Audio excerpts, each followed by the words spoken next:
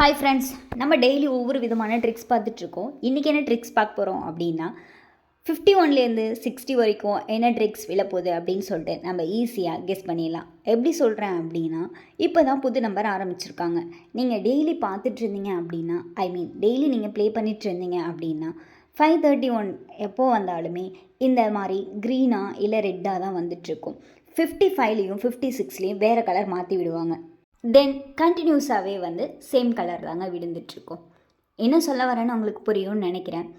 இப்போது நம்பர் வச்சுக்கோங்க, 1லேருந்து 10 வரைக்கும் இருக்குது அப்படின்னா அந்த 5, 6 மட்டும்தான் வேறு கலர் இருக்கும். மீதி எல்லாம் ஒரே கலர் மாதிரி தான் இருக்கும். இப்போது அதுதான் பெட் பண்ணியிருக்காங்க. ஓகேங்களா? 51ல் க்ரீன், 52ல் க்ரீன், 53ல் க்ரீன், 54ல் க்ரீன், 55லேயும் 56லேயும் மட்டும் ரெட் விட்டுருக்காங்க.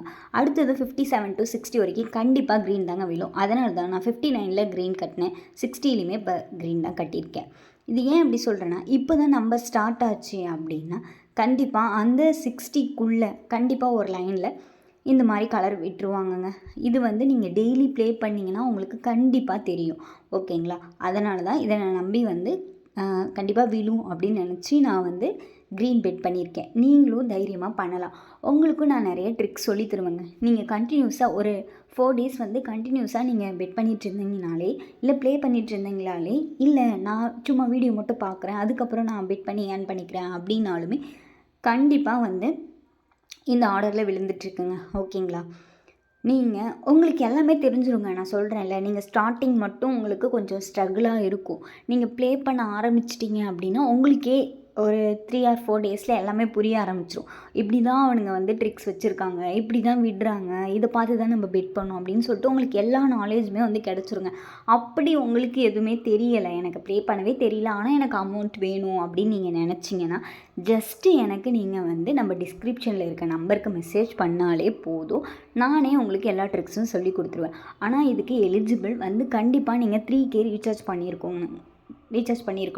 ஏன் ரீசார்ஜ் 3K பண்ணியிருக்கணும் அப்படின்னு நான் சொல்கிறேன்னா, அப்போ தான் எனக்கு சப்போஸ் இப்போ நான் உங்கள்கிட்ட சொல்கிறேன்னு வச்சுக்கோங்களேன், ஃபஸ்ட்டு ஒரு 2 செகண்ட்ஸ் 2 ப்ரிடிக்ஷன் உங்களுக்கு லாஸ் ஆகிடுச்சுன்னா அடுத்து 3ஆவதாக போகிற ப்ரிடிக்ஷன் நான் சொல்கிறதுக்கு உங்கள்கிட்ட அமௌண்ட் இருக்கணும்ல.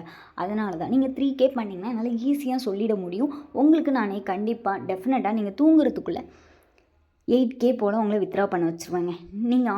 நீங்கள் பண்ண 3K இல்லாமல் 2K எக்ஸ்ட்ரா அன்றைக்கி நீங்கள் வித்ட்ரா பண்ணிடலாம். பேலன்ஸ் இருக்க அமௌண்ட் வச்சு நீங்கள் பெட் பண்ணி டெய்லியுமே நீங்கள் ஷுவராக எனக்கு தெரிஞ்சு 5Kக்கு மேலே ஏர்ன் பண்ணிகிட்டே இருக்கலாங்க. டெஃபினட்டாக மந்த்லி 30K அபோவ் கிடச்சிரும். ஓகேங்களா?